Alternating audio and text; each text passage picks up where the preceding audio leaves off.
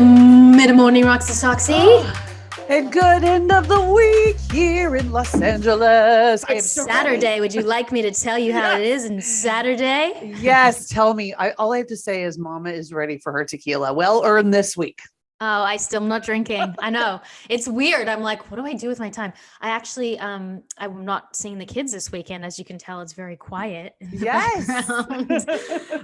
I decided not to go this weekend just because I'm just exhausted. And I slept almost 11 hours last night. That when I woke up, I Googled, if you oversleep, is there something wrong with you? And it came up with like, maybe you have thyroid issues, maybe you have low iron. And I'm like, oh, I just didn't go to like the most obvious, which is like, I'm just fucking tired. Yeah. You're like, no, it's actually just life. Yeah, it's just being a mom and a working mom. That's why I'm sleeping so much. But how's your week been? I mean, it's just been it's been kind of an emotional roller coaster this week. We've been dealing with some stuff like with our daughter, with some, kids that are being. Is it getting worse? It's just, it's just kind of like, it is like staying like where it is, but we want it to obviously go away, get better. So, right. We're just trying to deal with that. So there's been that kind of emotional roller coaster. And then, of course, work stuff. And, then my poor little husband is like, put to the side, it's like, okay, David, I've got some other stuff going on right now. I'll talk to you. Yeah, like I cannot tomorrow. Be in your space. And then he's gonna be all needy. My husband's the opposite. Like when I'm busy, he's so happy because I'm not like, hey, Sean, do you love me? Do you need me? Do you want me? He's just like, oh, she's busy. Thank God. He's like, yes, I've scored this week. No. Yeah. But you know what? Nice. Like absence makes the heart grow fonder though. It's nice. So yesterday was the first day in like a long time where he texted me, I really miss you. And I was like, oh, and I responded with, you do? Question mark. And he goes, yeah, I actually miss you. I'm like, oh, that's nice. Oh, that's nice. See, it feels good when you get those little messages, right? Like, it's nice. But the last year, you and I were doing so much manifestation work and we were working so much on like our future. And I just feel like we've gotten so busy, within the last couple of months. And I find like for me, good things are happening, but I feel like my manifestation game's a little down. Like, what about you? Oh, I'm definitely off right now. Like, I feel like I went into the new year, like super charged up about it. Like I was like, I'm doing gratitude and manifestations every day and kind of was on that path. And then a friend passed away in January and just like the January drolls, where it just was like, people are like, I'm doing dry January. I'm doing this and I'm doing that. And everyone's trying to do all these things like at the same time. And I just got really bummed out and I fell off my manifestation game. Sadly, definitely want to get back on it. I've been trying. It's been a little spotty, but hopefully our guest today can help us with this. Yeah. So I have an interesting story. I'm going to introduce her and then kind of hear her side of it. But I was kind of a little down off my manifestation game and kind of manifestation, if that makes sense. And I was like sitting in the bathtub or my bed somewhere. I should never be with my phone in the bathtub. Like at some point I'm going to manifest that fucking thing falling in the water. I've said it so many times. I'm like, don't make it fall in the water. Don't do it. And I was like on my TikTok and I hadn't been on TikTok for a while. And I just kept flicking.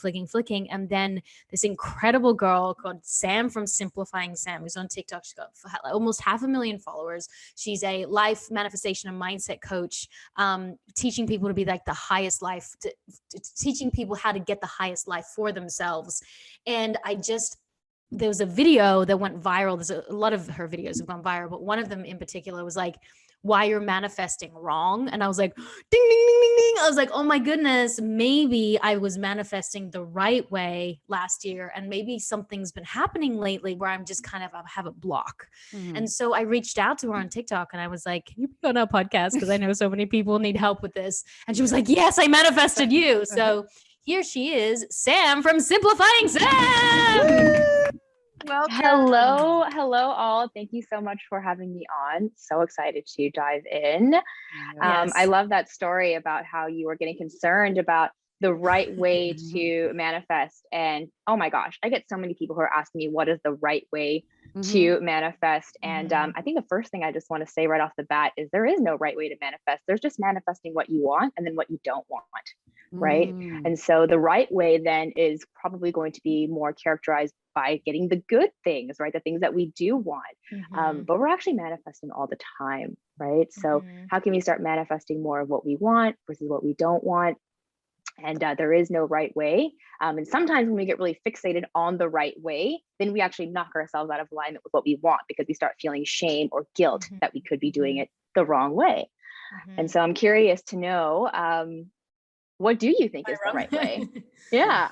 I mean, I think, you know, for me, I think I thought, which I think is incorrect actually, is that I should be manifesting the things in the future that I want, you know, like it's like, you know, more success with work, you know, more money coming in, more, you know, just all kinds of different things. Like, so I think in a way I was operating more out of lack than I was out of abundance. So that's kind of where I think I kind of miss the boat a little bit. Can you kind of like explain that? Because I think a lot of people get so concerned and so like wanting to manifest the things that aren't there yet that they forget what is there. Yeah. So what I love so much about this work is that anyone who comes to me wanting to manifest, I know that there's work to do, because what they're saying to me is, I want this so that I can feel a certain way, and I am telling you I want it because I don't have it. We're focused on the absence of it. And so what's interesting is that when we're focused on the absence of something, we are not in energetic alignment with it. So when I'm saying that I want money or I want a partner, then what I'm saying is that I don't have money and I don't have a partner. And so we can't be a match for what is money and what is a partner. So when we think about money and we think about a partner, we will generally have some feelings that we associate with that. So I'll ask my clients, you know, why do you want a big pile of money?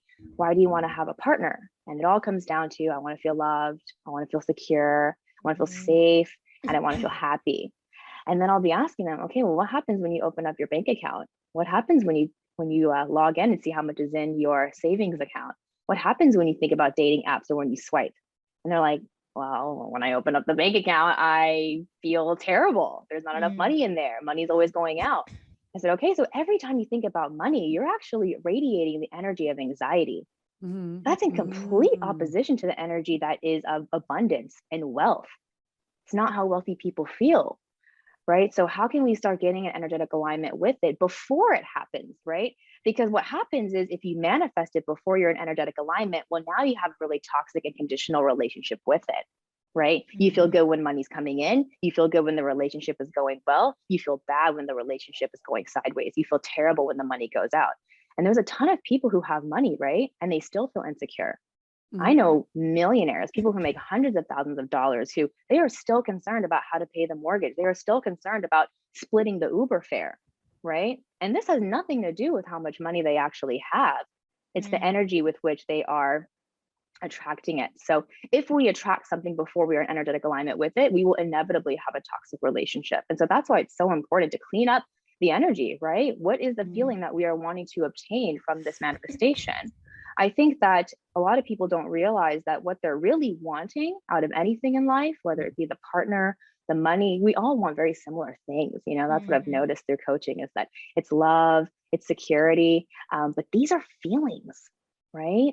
These have nothing to do with the work success, with the partnership, right? Those are all experiences that we love to have and experience, but they don't have to be independent of the feeling. Right? The feeling is what we want, and we can have it without the partnership. We can feel happy single, and we can feel happy without money, right? And so how can we start feeling those prior to those manifesting in our physical reality, and have faith that that's going to come in, right? Because there's actually 3 phases to a manifestation. And I think that this is where people get tripped up, because when we talk about law of attraction, everyone's thinking about the physical thing. They're like, oh, the car, the money, right? The partnership. And so before there is a physical manifestation in your 3D reality, there's 2 previous levels, right? So your first manifestation is always going to be a thought, an idea, right? Before the computer in front of you ended up being there, before the phone that you use in your hand is there, it was an idea, it was a thought. And this is the fastest manifestation because you could think of it within a second. Immediately, if you think of what you want to do in the future, it's an idea and it comes into your brain almost immediately. That's a manifestation, right? And then these manifestations of thought are going to then engender an emotion. We're going to build momentum towards that, whether it be positive emotion or negative emotion. Now, most of us think really negative thoughts all day, every day. We wake up, what's the first thing we think about? Something bad that happened yesterday, something that we're anxious about happening in the future. We're immediately pulled out of the present, and now we're starting to create momentum in the wrong direction. Now we feel anxious. Now we feel nervous. Now we feel frustrated, right? And then we can become a magnet for more of that. And so it's not about trying to be more focused on what we're trying to manifest, but how does it feel when we manifest that thing? And how can we start embodying that feeling now? Now, this works twofold. Well, it's a double bonus because we feel happy in the present, which is the only place we ever are, right? How can we start feeling good now before this thing manifests? But also, once I start to get an energetic alignment with it, I'm thinking the right thoughts, I'm feeling the right feelings, it's only natural then that law of attraction is going to bring that into my physical reality. I don't have to do that, right? I'm focusing on the what and the why. The how, I don't know who's going to reach out to me for my podcast episode, right? But I know it's going to happen. I'm going to align with the thoughts and the feelings. And then the 3D manifestation is just a matter of time. And are you aligning your thoughts and your feelings about the specific subject, or just in general? Like, are you thinking, oh, it's going to be so nice when I buy that beautiful house for my family? Oh, it's going to feel so good. And you think about the feelings and you like are attracting that to you, or are you just thinking positive feelings about your life? So it can be either or. So it really depends on how much resistance you currently have about the thing that you're wanting to manifest. So a lot of people come to me wanting to manifest relationships or money. And when we start trying to create new thoughts around this topic, there's a lot of resistance still. So anything we think about money is going to bring up resistance. So I'll tell them for now, let's not think about money. Let's focus on something in your life that you've already got a really great handle of, something you already feel confident in your abilities to do. What's really interesting is that most people who want to manifest something in an area of their life, they have many other areas of their life where everything is going great, right? But they're just focused on the one area where there's lack. And so I actually will tell them, well, you know what? Let's focus on your relationships for now. How do you feel about your relationships? And sometimes I'll get, oh, I'm in a great relationship. I love my partner. I have really close family relationships. I'm like, great, let's start there, right? Let's actually start creating energy and momentum in the right direction so that once we're actually in energetic alignment with positivity, happiness, confidence, security, now we can start thinking about money without feeling that scarcity, that lack, because we're abundant in other areas of our life. And so we start building the momentum in the area that they want to manifest once we're already creating that feeling of security. And we might use another area of their life to build that momentum, because sometimes it's like a hot potato, right? It's too hot. You got to drop it. You know, the more I think about money, the more and more anxious I get. So, okay, fine. We're going to drop money for a second. Let's focus on something that's going right. Let's focus on the relationships. Let's focus on the career. And then we can come back and pick up the potato once it's got a bit, once it's cooled off a bit. I love that. Hot potato. So the age-old question is, how do we stop these negative thoughts? Because like you're saying, everybody has them. We all have them. They Shift get us them, right? stuck. Yeah, they get us stuck in these places where you feel like, you know, you can't like advance, or, you know, the manifestation isn't happening. So how do we get unstuck? Like, what do we do? Yeah, it's a really great question. So when it comes to stopping negative thought, I think there's this idea that we need to get to a place where we never think a negative thought ever again. And there's also this belief that we need to only think positive in order to manifest. And so imagine if I believe that I need to think positive all the time to manifest, I'm going to freak out every single time I have a negative thought. I'm going to make that mean something, and I'm going to think another negative thought. And there I go again, building the momentum towards what I don't want. So when it comes to changing a negative thought, of course, the number one thing is bringing awareness to it, right? What am I actually thinking? So with a lot of my clients, we hear things like, I feel like, you know, my boss hates me. I feel like my job isn't working for me. And I'll make them realize that that's not a feeling, that's a thought, right? You can't feel like your job isn't good for you. You can feel insecure, or you can feel angry or frustrated with your job, but you're thinking that your job isn't right for you. And so once we start to actually parse out the thoughts that they're thinking, then we're going to start questioning them, right? Is this true? How do I know my job isn't right for me? Right? What if my job was right for me? we're just going to start questioning these thoughts and really getting to the bottom of where they're coming from and identifying the feelings that are resulting from them. And a lot of times, once we just simply bring awareness to the fact that, oh, I'm actually reacting to my own thoughts. I'm not actually reacting to the situation. I'm reacting to my thoughts about the situation. And the thoughts about the situation are able to be changed. So the first step, once again, is the awareness. And then the second step is questioning, right? How long have I been thinking this thought? Do I want to keep this thought? How do I know this thought is true? And so once we start to question, who would I be without this thought? We activate a new thought, right? The brain will try to answer this question somehow. So a lot of times an exercise I give clients is, if you have a negative thought, like I hate my body, it's not going to be very effective for me to tell you that you need to start affirming that you love your body. This is actually going to produce more resistance. You don't believe that thought yet. So I'll ask them to question it. So we'll invert the statement and then add what if at the front. So what if I didn't hate my body? And this is really interesting because suddenly the emotion is going to shift, because now your brain and your body are going to try to almost answer that question. It will literally try to imagine what it would feel like. And this is really important because that means you don't have to wait to love your body to feel like you love your body. Right? But all of us are becoming very conditional on, oh, I'm going to feel really good when I lose the weight. I'm going to feel really good when I see that goal weight. But remember what I said at the beginning, which is that if you attain this manifestation before you feel energetically aligned with it, well, now you have a toxic relationship with the scale. Every time the pounds go up, you're freaking out and now you want to restrict again. So what we really want is to feel free, is to feel happy, not actually to get that weight at the number that we want it, or to get the bank account numbers where we want it. And so stopping negative thought, questioning, right? Inverting them, seeing what it would be like without this thought. What would it be like if I didn't hate my body? What would someone else act like if they didn't hate their body? Sometimes that really helps because they can't even imagine for themselves yet. Okay, well, what do other people do that don't hate their body? Right? And then just starting to move the momentum into a positive direction where eventually the thought that they were thinking no longer is in alignment with them anymore. I always use the example of someone who is insecure, right? If I'm really insecure and then someone tells me, oh my gosh, like you look so amazing today. And I just love that dress on you. What do? We deflect. We're like, oh, this old thing, you're just saying that, right? So those comments are not yet in alignment with my energy. I can't even receive that. Similar with the manifestation, I have to be in alignment with it to receive it. So then if I'm confident and I know I look good, I feel really self-assured, and then someone tells me, Sam, you look great today. I'm like, thank you.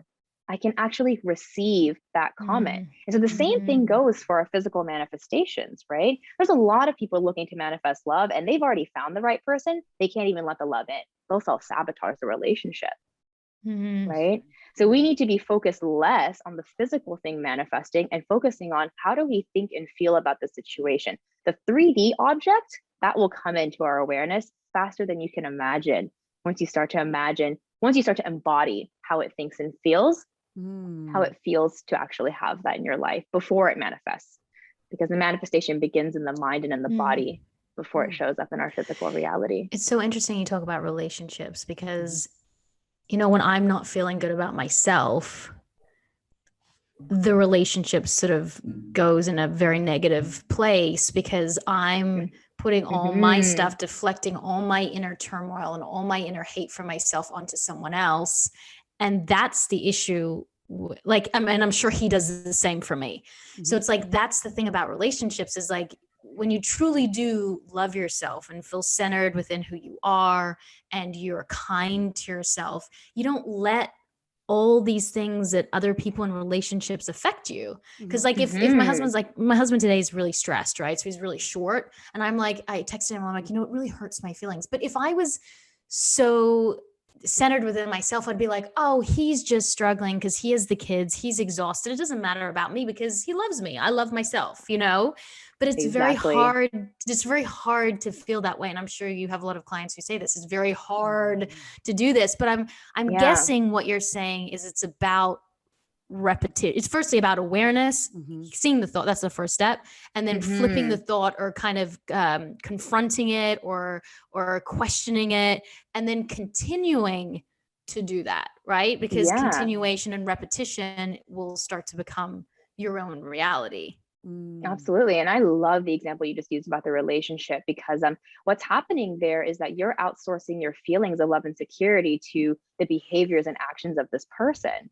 So then if this person doesn't act according to what I call your manual, right? Your directions for how someone should act in a relationship, if they wade from that, then you're going to feel insecure, and then you're going to lash out and take it out on them because you're not already feeling confident. And so what's really interesting is that my marriage, I was married almost 7 years ago, was the second catalyst for my sort of awakening, because when I wanted to get him to do this, get him to stop that, so that I could feel loved, so that I could feel secure, of course, I started embarking on a journey of self-discovery, and all the teachings told me that I had to change. And I was like, what?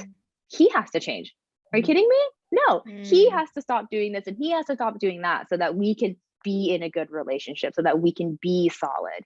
And then when all of the teachings and the teachers told me, no, you have to start with yourself. And I did, right? I really started working on myself and filling up my own tank, and then watching that completely change the relationship.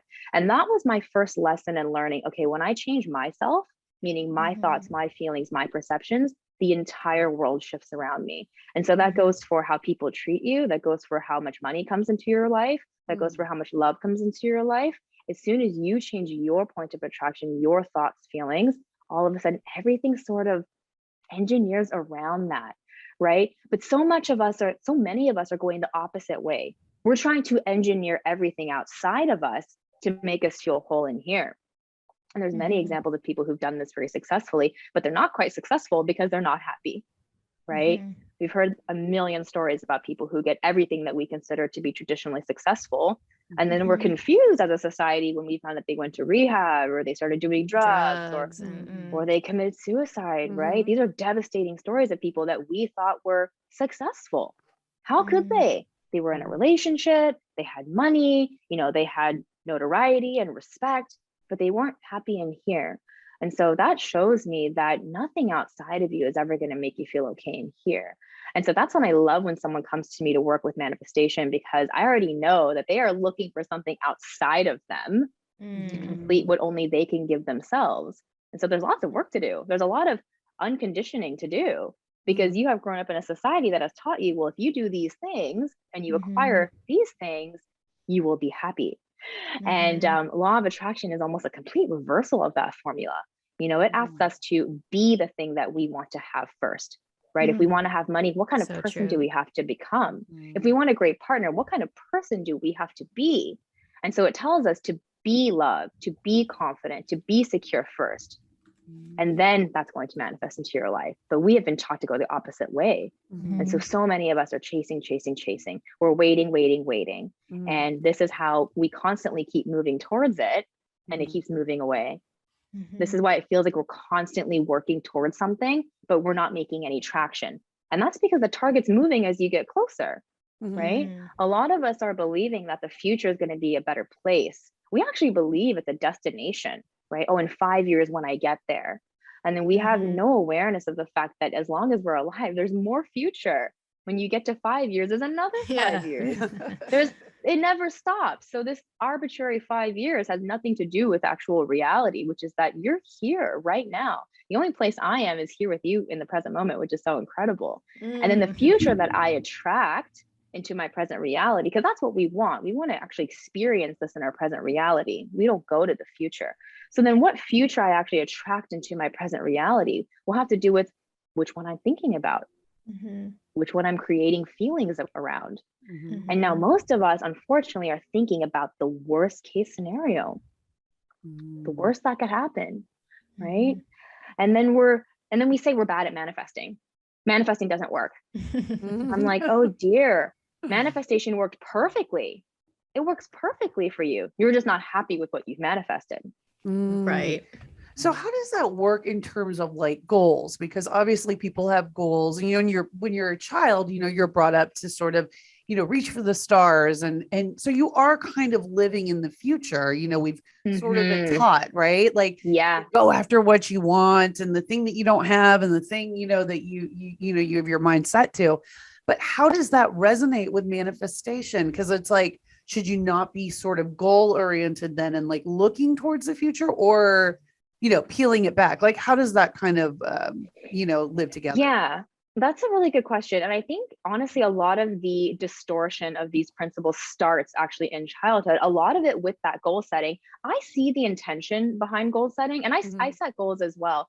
But the number one way to fail at a goal is to hinge all of your self-worth and happiness on the attainment of the goal. Right. And that's how most of us are taught to think of goals. Okay, I'm going to make this much money, or I'm going to get this promotion at work, and I will not allow myself to feel happiness, worthiness, right, until I get there. And then we are baffled when we actually get to these places in life. And this happened to myself. And I didn't get the happiness and self-worth that I was waiting for. I felt the same. I like to compare it to when you were young and you were waiting for a birthday. And then it's your birthday now, and everyone's like, oh my gosh, how does it feel now that you're 10 years old? And you're like, kind of the same, kind of the same, right? We're really waiting to be completely absolved of all of our feelings of insecurity and doubt and self-hatred when we get this thing. And it's just not the way it works, right? We're going to feel what we have felt we're going to feel what we've been practicing feeling. So the journey, the destination is going to feel like the journey. So if you're not enjoying yourself on the way to the goal or on the way to the manifested reality, you won't enjoy yourself when you manifest it. So how can working on, working in TV and film, it's like every TV and film is different. Every TV show and film is different. And some are like really, what you love to do. It's like for you talking at like the biggest summit. And then other times it's like, just talking intimately to a couple of people. And I always thought that the material for like the better shows, the ones that are on Amazon or Netflix, are just going to make me feel so much of a better actor. Like I'm going to feel and flow. But it's like a version of doing TikTok content in a way, you know what I mean? Like it all is the same. I think money is the different one though. And you can help me with this. I think a lot of people, especially in America, don't feel like they have enough money to even have enjoyment, because everything is about just being able to pay a bill, being able to live, being able to feed yourself, being able to pay for your health insurance. It's very different in Australia, the way the country is set up. There's a lot of free programs. So people aren't as stressed about that. And I can tell in their happiness level here, people aren't that unhappy here. And I just look at America and I'm like, you work so hard. The minimum wage is so like, you can't live on that. So money is a big one for people because it equates to them having freedom and having stability and having enjoyment, like going on a holiday, having a vacation. So what do you say to people who like are living in those like day-to-day paying bills, where when they say like, yes, money will actually bring me happiness because it'll bring me freedom and it will bring me, it'll bring me the ability to feel safer. Yeah. So I definitely understand and believe that money grants us accessibility, not happiness, right? I think that certain accessibility can lead to forms of happiness, right? Like when I'm able to access food, when I'm able to access shelter, when I'm able to access healthcare, then I will feel a sense of safety. But all of that still comes from my thoughts, right? Once I have a pile of money, what am I thinking? I can pay my bills this month. That makes me feel safe. I'm going to be able to access healthcare for me and my family. That makes me feel safe. So if we don't have the money right now, then we're going to have to access a different thought that's creating that feeling of safety. But right now, what these people are doing is they're outsourcing all of their feelings to only when money comes in. And remember, if they get the money, they're going to have that toxic relationship with it. When it goes out, they feel unsafe. When it comes in, they feel safe. And this is most of America, living paycheck to paycheck, right? They feel good when the paycheck comes in. And then once the money's gone, they feel upset again. And this leads to a toxic relationship with the money. Same thing with relationships, right? When the relationship's going good, we're on. And then as soon as he does this, she does that, we're on the rocks again. So how can we create a relationship with either one of these things that is stable and self-serving, that doesn't outsource all of our feelings of security onto whether or not my bank account looks like X dollars versus X dollars, right? How can we create feelings of security regardless of what the account is? Because money at the end of the day, it is going to fluctuate, right? We have this idea that we're going to have a pile of money in the account. It's just going to stay there. I think people have a very distorted perception of what it looks like to have a lot of money. But in reality, to have a lot of money, you're stewarding that money. That money is moving and shaking and recirculating. It's going out, it's coming in, right? We don't get a pile of money and then lock it up into, a safe. I mean, some people do, I guess, but we don't lock $1 million into a safe and then allow ourselves to feel safe, right? And then as soon as that money starts to dwindle, I'm going to feel unsafe again. And so I think I'm going to come back to the fact that yes, money grants accessibility, but for as long as we are outsourcing the feeling of security onto it, we can't develop a sustainable relationship with it. And so that's why someone wins the lottery, or someone gets $1 million contract for playing sports. And then as soon as their contract runs out, or as soon as a couple months passes by, a year passes by since you've won the lottery, you have less money than when you started, right? Why is that? It's an unhealthy relationship for sure. It's like, people don't know. And if you get this huge influx of money in, like, from 0 to 60, like, they don't know how to handle it. It's crazy. Yeah. And I think there is some truth to also, like, different parts of the country here in America. Because I live in Los Angeles. Taman's lived in Los Angeles before. I think there is like a notion of keeping up with the Joneses, especially like in Hollywood and like, here. And a lot of it is about appearances. So it speaks to like a greater discussion too about like, what do we really value, right? It's like, is it really just about having like, outdoing this person's house or this person's car or this trip or, whatever it is, I don't know if that's more of like a city, like a coastal city thing, like a New York, LA thing. And then like not so much in the middle, or, if it's kind of everywhere. I think honestly, it's like a 2022 thing because, keeping up with the Joneses is we're not keeping up with the Joneses anymore. We're keeping up with the Kardashians, right? Keeping up with the Joneses, for the most part, you are actually only comparing yourself to people within the same social class, people with similar jobs and professions as you, right? Your own community. And now the average American is comparing themselves to someone with billions of dollars, right? This is not realistic. This is not a comparison that we should be making for ourselves. And so it's crazy. The people who come to me about wanting to manifest money, they have money, but they want more. They want more. Why do you want more? Right? They're believing that they're going to feel even better when they have that kind of money, that kind of lifestyle, right? And that's not actually what money is able to do. Money is not the thing that is going to make you feel safe, confident, and secure. It can grant you accessibility, right? That will then grant you thoughts that will allow you to feel that way.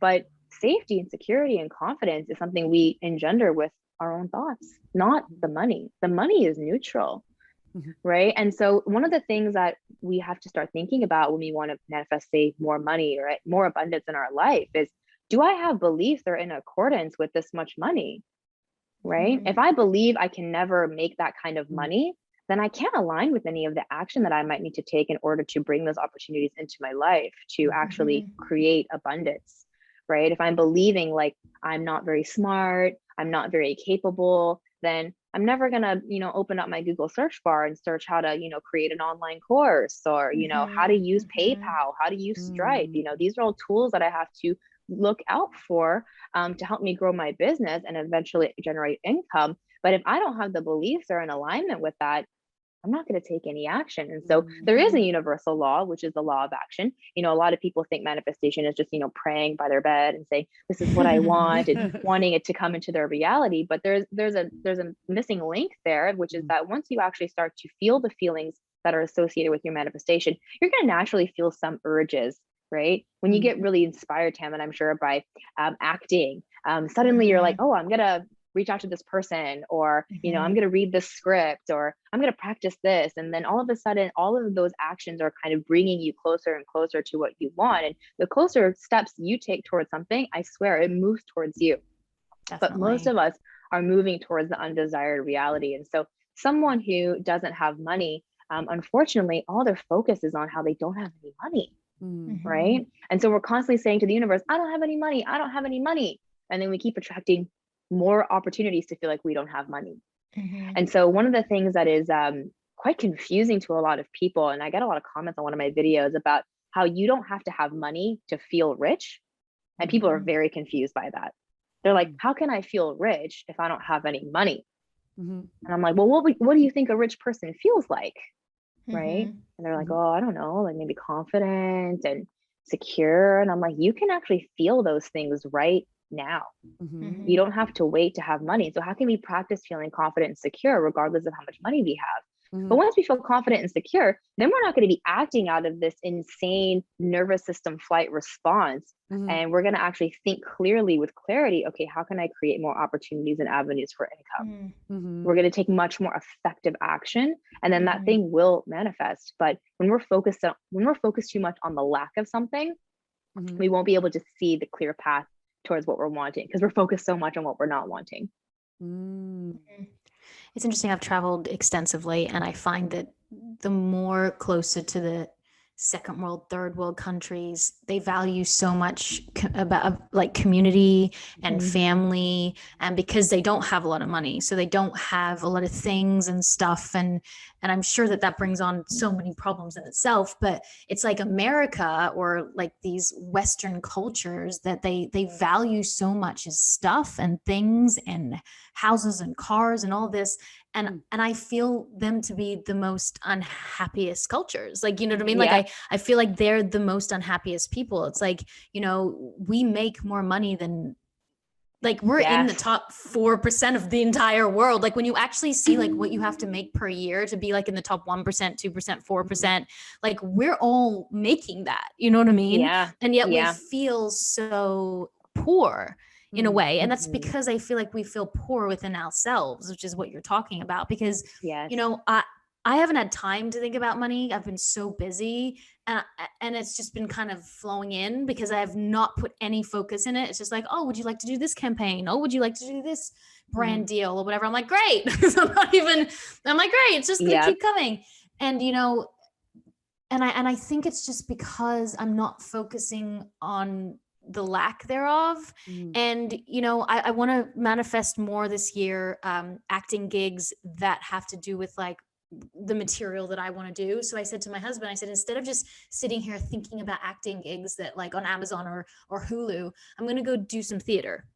Because when I'm doing theater, I'm going to actually feel like I'm in it and I'm in flow and I'm manifesting, you know, creativity that I feel like the universe will start to give me more of it. Like I got Pretty Little Liars because I enrolled myself in an acting class and I was focusing on the acting class, and we did Hamlet and I was playing Ophelia, and then I got Pretty Little Liars. I wasn't thinking about auditions, you know? So I feel like that's kind of maybe the answer. Definitely. I actually love that example because now when you go to the theater and you start practicing these roles and getting into character, feeling those feelings, you're actually satisfying the emotion that you were wanting to get from those roles anyways. And so now you actually are detached. It's neither here nor there whether you get those roles because you already feel so fulfilled and you fulfilled that need through theater. And then that thing is going to come chasing you because you're now an energetic match for it. It's natural. It's the law of the universe. As soon as you start acting like it and embodying it, well, then it comes and finds you. But if you're going to be continually focused on, oh, I never get roles like that, I can never get a role like that, right? Then we're creating anxiety and insecurity and frustration. And those are not in alignment with what we're wanting. So I love this idea that you were just going to do theater and not care about whether the roles come in. And so it's almost a sick trick of the universe. That every time I book a flight, I get a job every time. I'm like, and pay for the flight. And it's like, you were going to Europe for a movie. I'm like, what? Yeah. As soon as we let go and we stop caring, it immediately makes a beeline towards us. And it's this very ironic relationship because, right, I've had tons of people who want to manifest relationships. And then as soon as they're like, you know what, I'm done. I'm just going to do my own thing. Yeah, I'm just going to live my best single life. I'm just going to travel. You know what? This is actually an amazing time. I'm going to work on myself, right? It's like the eat, pray, love situation. As soon as you stop chasing it and just filling up your own cup and being the love that you wanted so badly, well, now you're actually going to attract from an authentic place. Now you're not even going to be able to be manipulated by this person because you know who you are. You are being who you are. But if you are still wanting love from someone else, then imagine how many times I'm going to bend over backwards to make this person happy, keep this person content. right? Oh my Mm-hmm. gosh, are they mad at me? Oh my gosh, do they think I'm, doing enough? Like, should I change? Should I do this? Right? I'm not going to be confident. I'm going to feel insecure. And then that's actually not the manifestation that we were wanting. That's not Mm-hmm. what we wanted. We wanted to feel happy and confident and secure, not this relationship that constantly makes me feel like I'm walking on eggshells. Mm-hmm.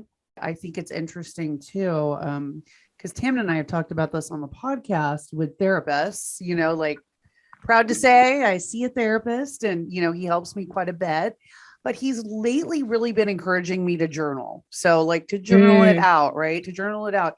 And he encouraged me to do a vision board. I did a vision board like at the beginning of the year, with kind of like 2022, visions that I was kind of striving for.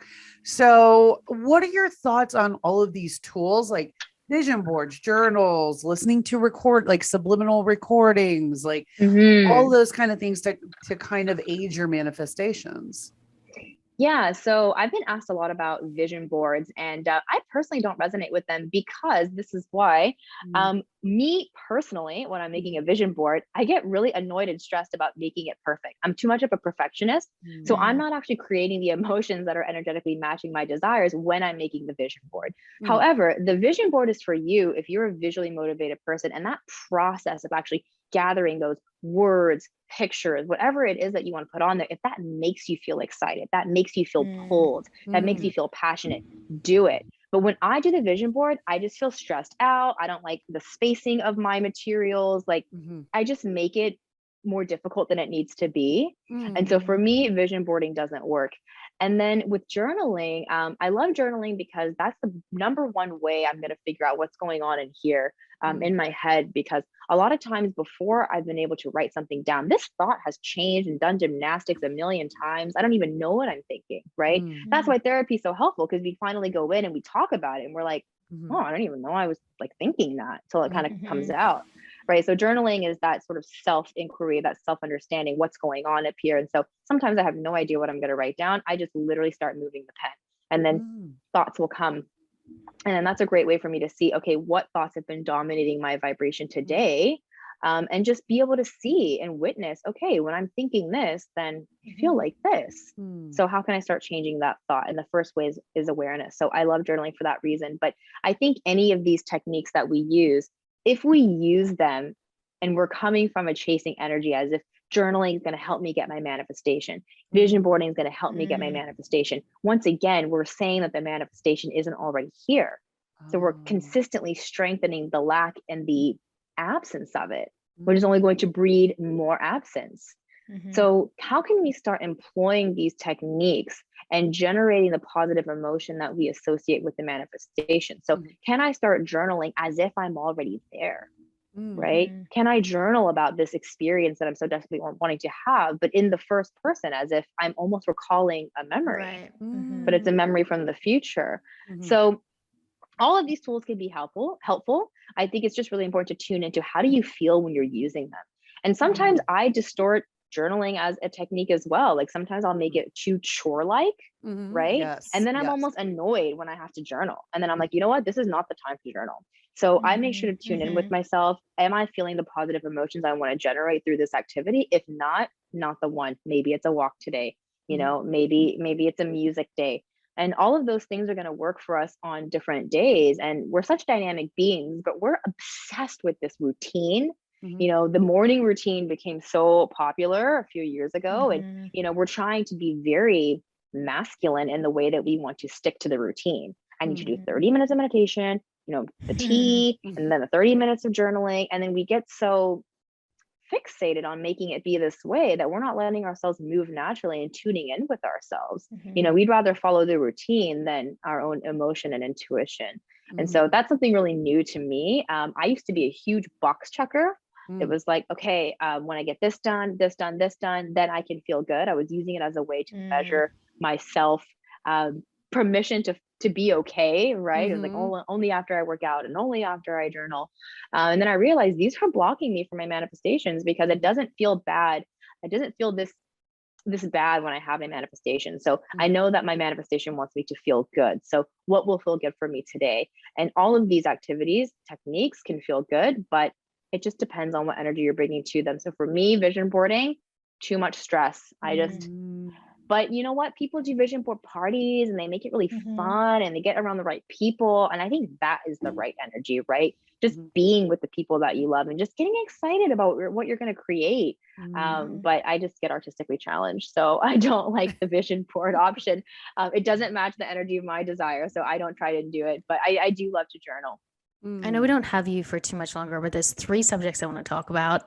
But maybe Roxy can talk about these 2. But the 3 things are like we talk a lot about vibrations and like what is a vibration, and when you say don't be around low vibration people, what does that mean and how does that affect you? We can do these in parts. And the next is subliminals, because we talk about this, Roxy and I do, and like, do you think subliminals are the right way to go? And then the third thing is like, how do you like, if you want a decision, like, should I have a 3rd baby? How can you manifest the answer?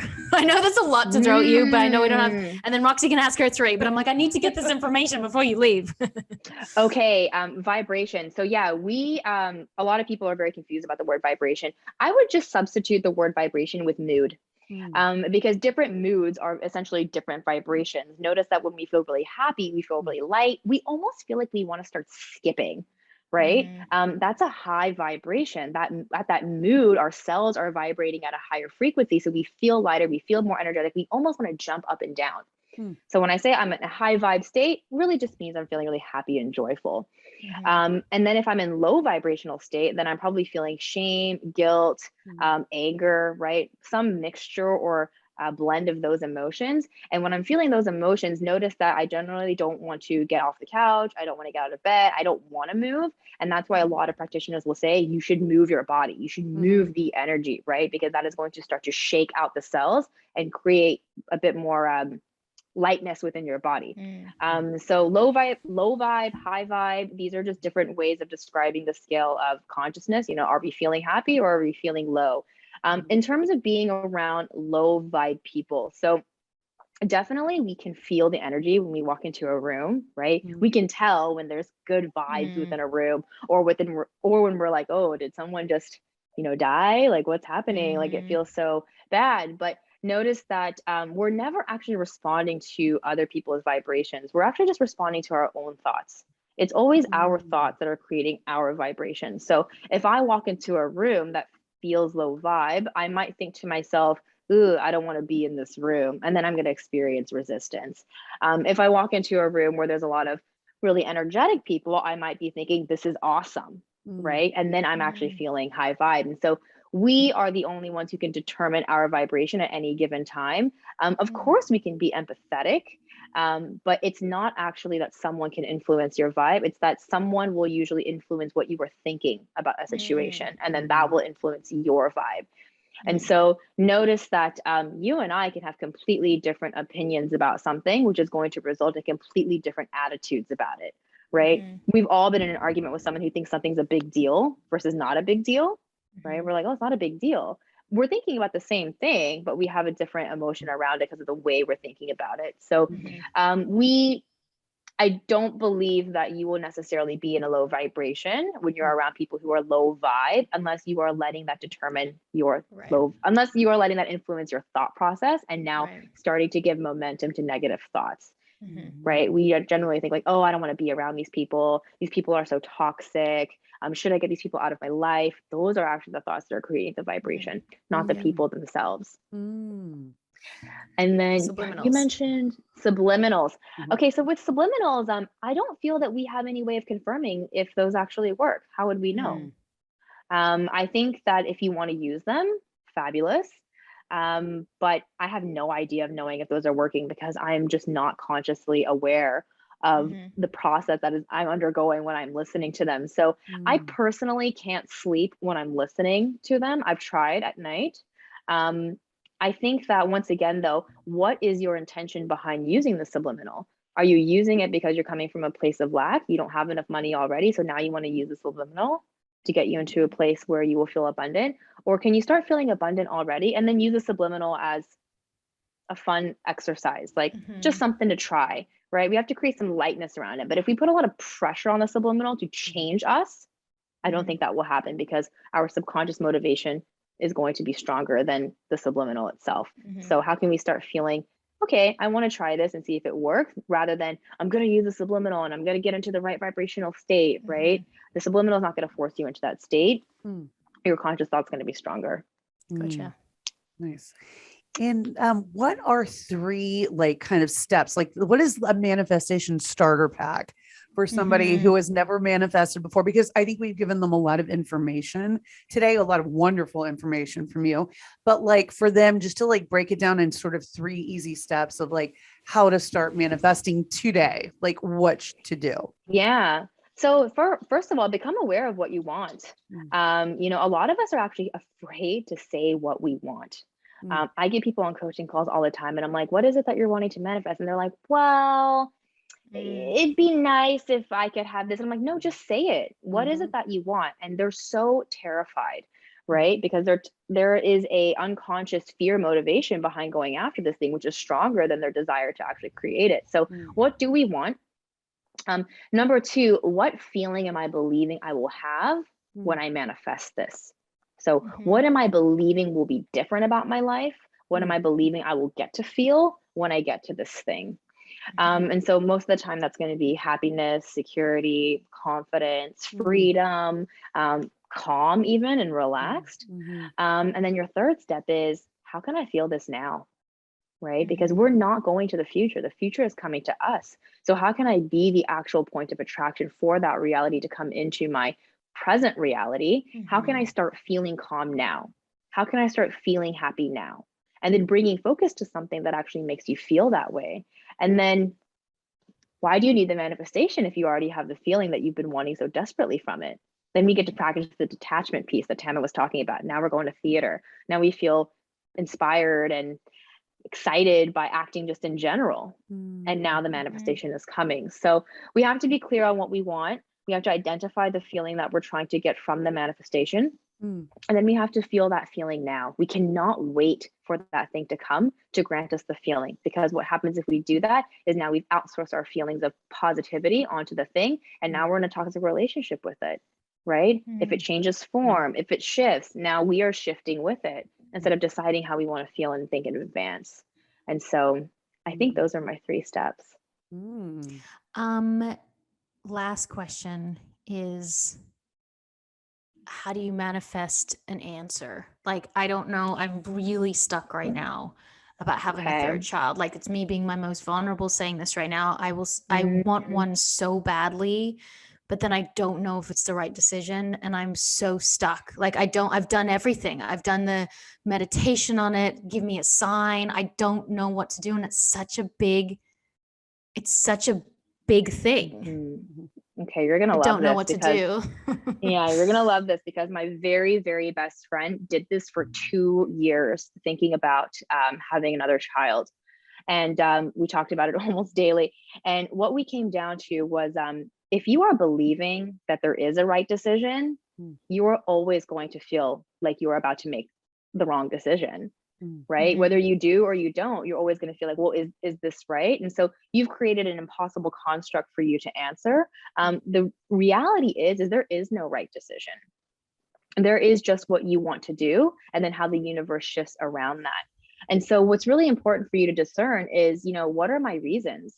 What am I believing I'll get to think and feel when I do have a baby? What am I believing I will lose if I have this baby? And ultimately, what do I want my family life to look and feel like? Can that only happen if I have a third baby? Right? So you're trying to manifest this right answer, but that's because you're still believing that there is a right answer. But there's no Tam in life with 2 children and Tam in life with 3 children that's being judged. I mean, there is one looks much more relaxing than the other. Yeah, but you're creating this construct that one is more right than the other. And so then if you have the third child, well, then we're going to be wondering, should I not have? Right? And then if you don't, you're always going to be kicking yourself because, oh, what if I had? And so we just have to decide that, what we are currently creating, or what we want to create, is more desirable than what we're experiencing. And so I'm curious, what are you trying to experience with a third child that you can't currently experience?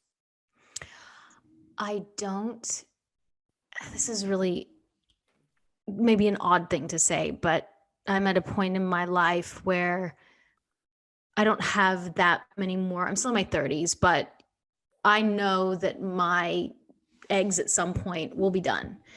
And my body is craving, like, I don't feel like it's done creating life. And some people don't want to do that, and that's fine too. It's just like, for my body, it doesn't feel done. Like, I don't feel like I'm okay, this is it. Like, now there, this, my body is not going to have another human. It doesn't feel like it's ready to procreate. Like, it wants another child. Like, my body doesn't feel ready yet to close up the shop. Yeah. And I don't even know if it's about another child, like, because I mean, I do feel like I think if I would be pregnant with a third, I would know, I'd be like, this is it. Like, I know my body wouldn't want to take it anymore. And I don't know if it's like a sign, or if it's God or universe or whatever, or if it's the other child going even deeper, talking to me in some other dimension, saying, I'm here. Are you ready? Are you ready? Because I'm like looking to be, I see a pregnant woman and I feel like I'm ready for that. But then it comes with so many other things. It comes with relationships, you know, with your relationship with your husband. He's exhausted too. I think he's done. He wants to focus on his career as well. We have a very crazy life. We're always constantly moving. And is that good for a child? I mean, it's good and it's bad. It's got both to it. My child has been all over the world. I'm just not know if I'm done. So there's a couple of things you said in there that I'm interested in diving into. So you had said, I feel like I'm not done, right? I feel like I'm ready. And so notice that feeling like you're not done or feeling like you're not ready, those actually aren't feelings. Those are thoughts. You are thinking that you're not done. You are thinking that you are not ready. And this is creating some doubt. But we're also nervous about a reality in which we are going to feel negative feelings in the future. And so what you're nervous about feeling if you don't have the child is regret. And what you're nervous about feeling if you do have the child is also regret, or overwhelm, rather. Or overwhelm, or yeah. So you've created a scenario for yourself where both of these, you're fearing a feeling. You're fearing a feeling. And what's really important to realize is that regardless of whether you have the child or not, you will experience these feelings because you are a human. There is not a single decision you can make that will absolve you of feeling regret or overwhelm. You will feel those feelings anyways. And so we have to love our reasons so much for either not having a child or having a child, because we're going to feel overwhelm and regret regardless of what we do or what we don't do. Right? But we are believing right now in a reality in which you're going to make one of these decisions and you will feel neither regret and no overwhelm. That's true. And which is better? Is it better to feel regret, or is it better to feel overwhelmed? Now I think I'm going to have a third child. Oh my God, it's you. You've made it happen. Because I'd rather feel overwhelmed than regret. Yeah. And right. But regret comes from a thought. Sam is a universal name. You can name I know Sam. Boy or girl. Maybe the middle name, Sam. Sam. Right. She's the one that did it. But it's important to realize that you don't have to feel regret if you don't have the child. Right. You can choose to think, this is the intentional family I wanted to create, and I'm so happy with the life I've created. Why would we feel regret if we believe that? Right. But if you believe that you're missing out on something by having this third child or not having this third child, I would ask yourself, why? Why do I believe I'm missing out on something? Am I believing that I can't live a full life with the two children that I have? Is it because I'm seeing examples of people who have 3 and their life seems so much better? No, right? It's worse. Yeah, it's worse, probably. So once again, you are believing that there is one decision that is going to absolve you of all negative future feelings, when in reality, we can't actually get away from these. And you're more motivated by pain too than pleasure, which is why it's so hard for you to make this decision. You've made both of them painful. And so this is why you're struggling. Painful. Yeah, you made both of them really painful. So like, how can we start moving towards one of them with a lot more joy and possibility? What's actually going to feel good? Because right now, both of them are introducing some sort of pain into your life that you're trying to avoid. If you don't do it, then we're going to feel regret. If we do it, then it's overwhelmed. So we're going to just constantly stay on the fence of this decision until we can reconcile the fact that we're going to feel these feelings either way. Which feelings do I want to cultivate on purpose, regardless of the decision that I make? Rox, any last questions before you have to go? How can you be a life coach? Like, where do we sign up? Where can we find you? You tell us where we can I bring find you on set and like introduce you to all the Pretty Liars people. Can I'll still pay you, but can you still coach me? This is also so crazy because I used to watch that show, and I can't believe I'm talking to like Jenna right now. Get your sunglasses. You need the sunglasses, yes. So you can find me right now on Instagram and TikTok at simplifying.sam. Waiting to launch my website in the next few weeks. And I currently have a couple offerings. So I'm doing small group coaching. Right now, we've got a program called Massive Manifestation. It's a 12-week coaching program. We go deep together. It's very intimate and vulnerable. Just 8 people in that. And then I have one-on-one coaching spots as well. So you can apply for both of those with the link in my bio, or send me a DM if you have more questions. But awesome. That's how to find me. Yay. Oh my gosh. I feel like we got so much good info today, Tam. I know. I hope so. As I was talking to you, I just got an offer on my email. So I was like, you manifested that for me. Sam is everything. Incredible. Yes. I was just like, more Sam, more offers, Sam more can campaigns every week. More campaigns. Thank you both so much. Thank you. I was pretty nervous throughout this. So I love it. Oh my goodness. That I'm always nervous. So I think feel like no one else is nervous ever. But when you say that, I'm like, I feel normal. Yeah. I think I'm not normal, but now I'm thinking I am. So I feel good. There you go. Yes, exactly. Thank you for creating such an amazing environment for us to chat about all this. Amazing. And we will be out next week with this, and we will send you some assets and we'll share it too. And thanks guys so much for listening. You can rate, subscribe, and comment. We are Women on Top Official on Instagram. And Women on Top Podcast on Facebook. And we have a Women on Top group on Clubhouse. And like she said, rate, subscribe, and comment on your favorite podcast. We're manifesting that you do, even though you can't manifest for anyone else. But we are.